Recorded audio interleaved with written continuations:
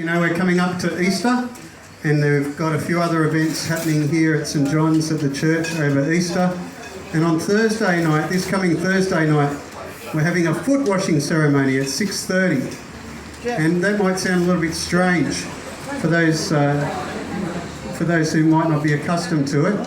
Why would you come to church to get your feet washed?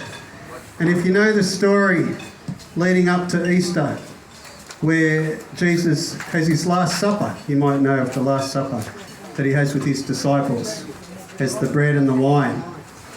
But before he does that, he goes into this room with his disciples, with his closest friends who've been with him for the last 3 years. And he takes off his outer garment like a servant. Now he's the leader, remember. He's not supposed to be the servant, but he's the leader. And the custom was, and maybe we should have done this tonight, when you arrived somewhere for a meal, and in those days, 2,000 years ago in the Middle East, you would walk to someone's place to go for a meal. Your feet would get dirty and dusty and tired, and a way of showing welcome to other people was to wash their feet. And that was often done, as I said before, by the slave or the servant.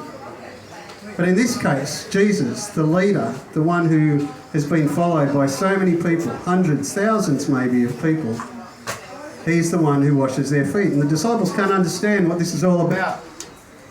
And Jesus says to them, as I've done this for you, do this for others. You want to be a leader? You want to be great? You need to be a servant towards others. Us having the real meal is about wanting to serve our community as people who follow Jesus, with Jesus as our leader. And he wants us to do this, to serve other people, to let other people know about God's love.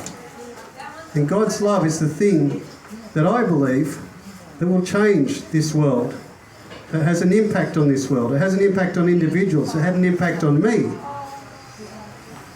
But I think God's love, shown at Easter time, not just through Jesus washing his closest friends' feet, but also by him dying on the cross and rising again to bring new life. That's why Jesus came, so that we could have life eternal, that we could know God's love, and that we could be under God's care forever. So I hope that you, this Easter, are able to celebrate the hope that God brings in Jesus, no matter what your circumstance is. I know that life can be tough sometimes, can be very difficult, but we need hope to keep going.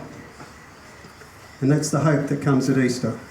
So I hope you have a happy Easter, and I look forward to seeing you at the next real meal around Glebe. And let me just say, it's so good to see everyone here tonight. It is really good to see everyone here and to have the community together again. So thank you very much for coming.